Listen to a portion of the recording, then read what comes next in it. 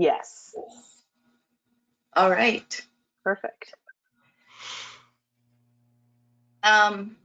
So I'm Sandy De Groote, the head of assessment and scholarly communications at the University of Illinois at Chicago, and I'm leading the implementation of our elements and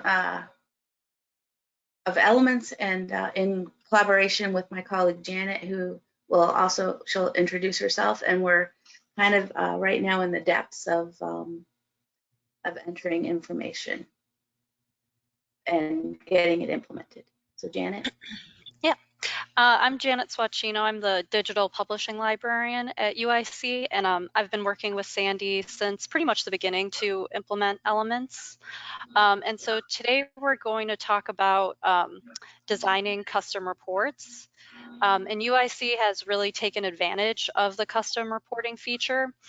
So I'm going to specifically talk about how we use the custom reporting for our annual assessment.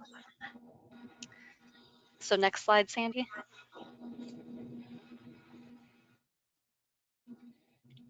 So where we started, one of the reasons UIC chose elements was the ability to reuse the data in multiple ways. And some of the colleges at UIC had homegrown systems for completing their annual reviews. Others were licensing different systems to conduct annual reviews. And then some colleges really didn't have any database or software at all for this. So we originally planned on using the assessment module just by itself for the annual reviews. And so this is a snapshot of an assessment that we created for the College of Nursing. And you can see we used lists. For this one, we had a total of 15 lists. And users would select from their publications, their professional activities, grants, and teaching activities to fill in these lists. And then the assessment was set up so faculty and reviewers could comment on particular items or particular lists. Next slide, please. So this workflow using just the assessment module is a good fit if supervisors or faculty need to provide comments on most activities or lists. It also works well if the comments need to be provided at multiple levels within the college. And finally, it really works well if the activities are pretty standardized within the college, so there's not great variation between what faculty are doing. Next slide.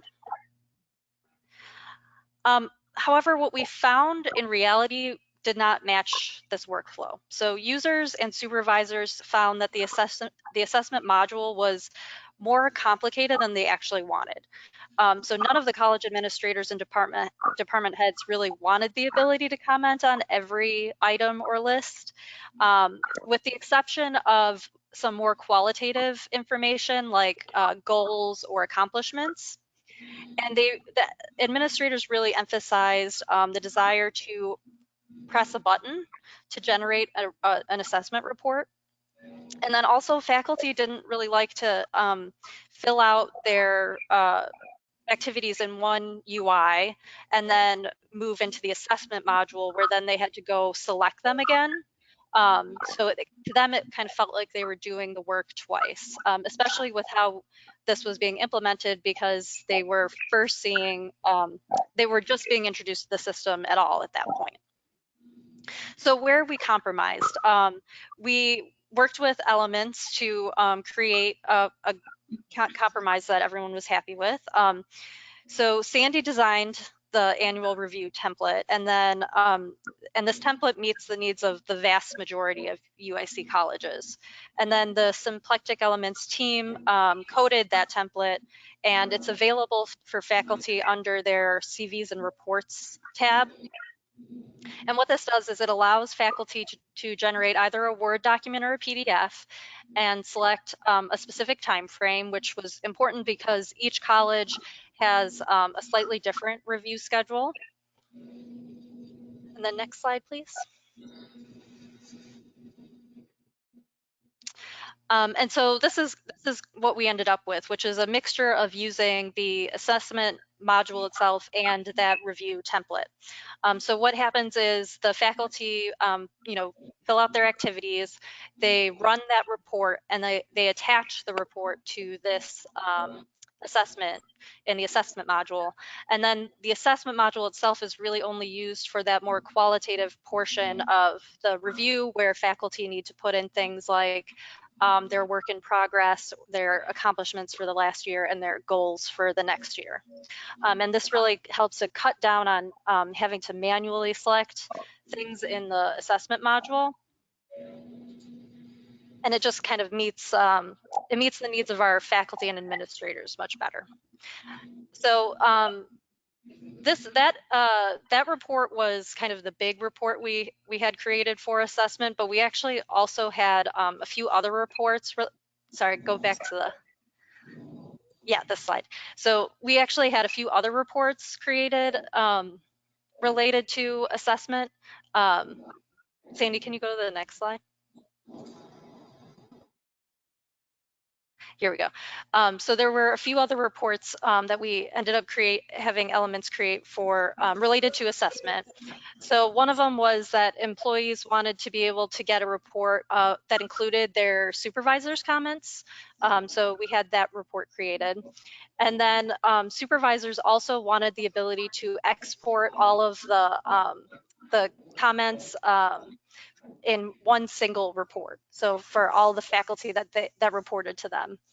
So that was made available only to the unit heads, and they can export all of the goals of their staff into one spreadsheet.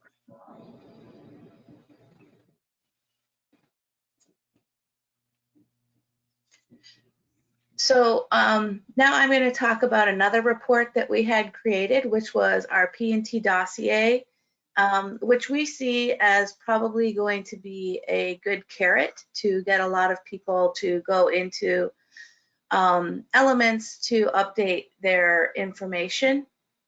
And we have what I find a very complex form, although I am sure many institutions do, where it's just asking, everything's broken down into lots of different categories. So publications is all broken down into any type of publication that you can imagine. And we have service, service to the college, service to the university, service to the profession, and other things that just have very distinct categories. So in addition to having to create those distinct activities within the tool, we had to pay attention to create things that needed to get captured in the promotion and dossier forms, and then work on a way to actually generate the form from elements.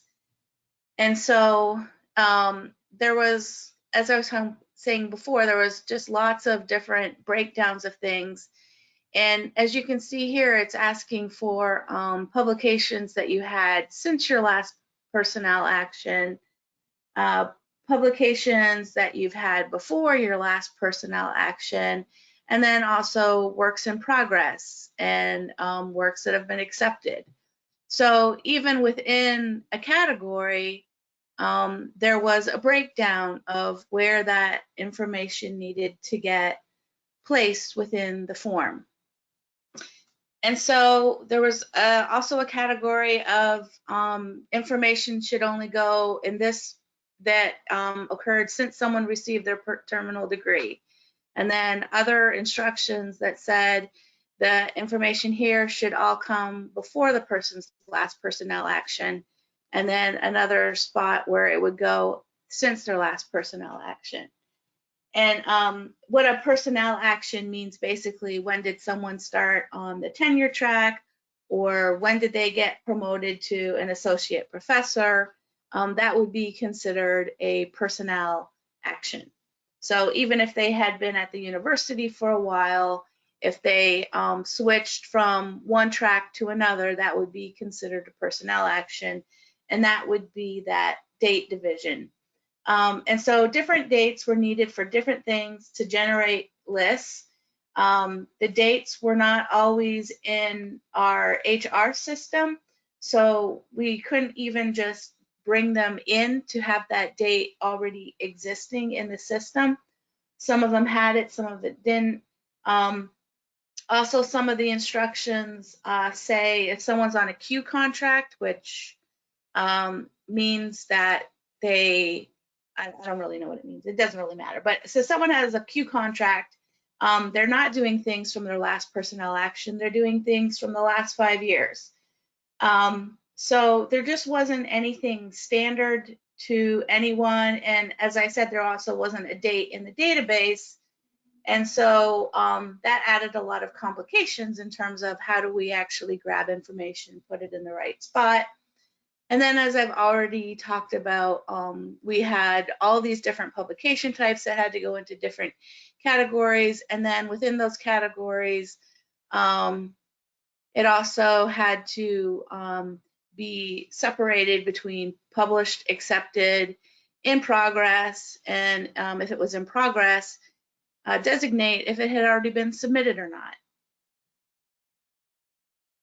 So I, for a while, did a lot of thinking, and then I was thinking, well, you know, we actually do have these dates in the system to some degree, or people could actually enter in the date of their last personnel action. And then I wondered, well, would it be possible then if we could say someone's last personnel action, could stuff then go into a category of everything that happened after that, and the other stuff and say a publication list go into another spot that happened before that? So even though we're specifying a date range, could we actually get information outside of that date range? Also, we had to then really rely on having set up places within the publications where people could identify for anything that wasn't actually published. Was it in progress, submitted, accepted? So that could also be there as metadata to help define things. And then also, I was recognizing that under education, we do in fact have when someone's last terminal degree is. And so if we asked everyone to put their relevant terminal degree at the top of that list, then there would actually be a place to get that for the system to know what's the date range I need to pick. And so I wasn't really sure if this would work, but I had nothing to lose by asking. And so I asked, and indeed, that is what exactly we were able to do. And so I went through our dossier form and put in the different fields that we wanted to grab, and put in specified the instructions, like this needs to happen after the date or before the date that the person entered, or this needs to be listed based on someone's when they got their degree. And so kind of went through and specified all that. And then the good people at Symplectic went and coded this all for us. And so we were actually able to then go and get information entered. So this is information that's actually just reporting my relevant degree. And then this is reporting positions I've had since getting my degree, other things here. So this wanted to know what types of honors and awards have I gotten since getting my terminal degree. And so it actually is working fairly well for it to grab the information from the right category. And as you can see here, if I had, in the previous slide here, if I had entered, say, a date like August 15th, 2015, then in fact the information was coming out so that my publications that were published before August 2015, they were showing up in one category, and then things that were published after that date were showing up in another category. And so that's actually working pretty well for us. We still have some things to fix. So things are not showing up in chronological order right now. They're in reverse. And we have to do a lot more testing, particularly with real candidates to see where else there might be some more customizations needed. But overall, this has gone really well for us.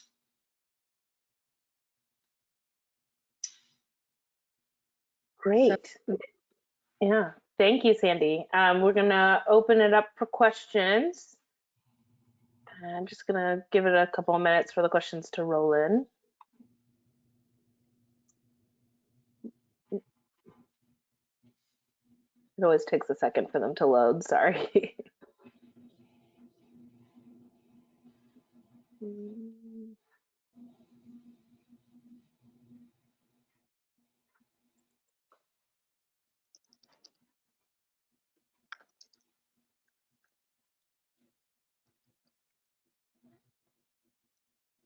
Let's see. Okay, so we have a first question here. When did you start the custom report process? Oh, well, I would say that we really started that in earnest probably in April, or yeah, probably April of this year. So we had gone through and done training with one college and had heard a lot of feedback.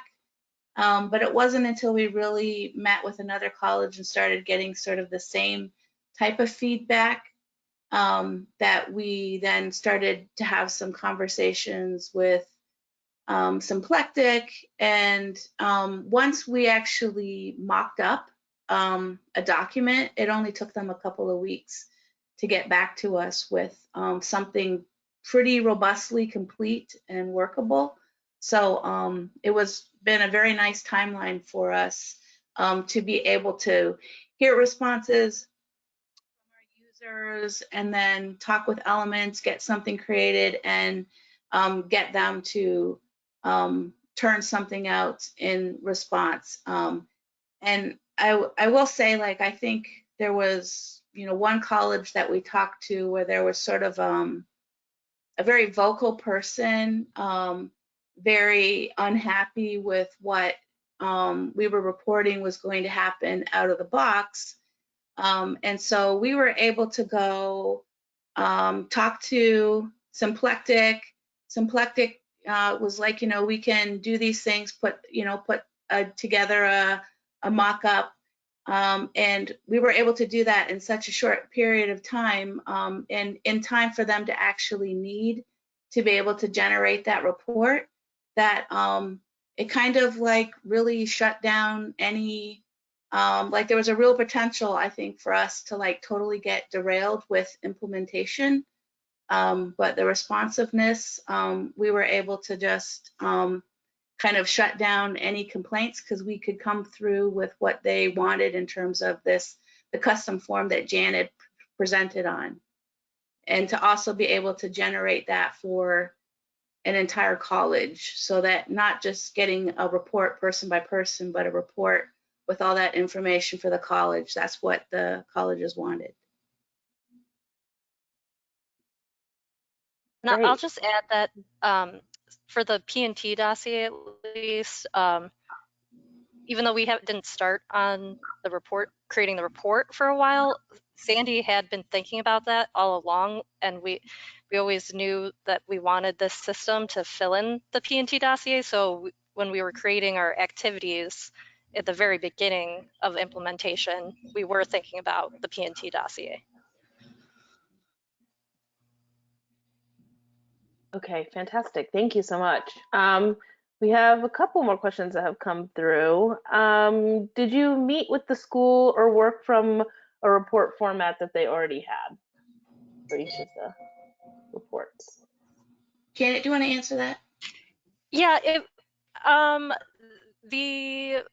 I think the report you just mentioned where they could get a all of the activities for all of their faculty, the administrators could get all of that in one report, was based on a report that they had been using already.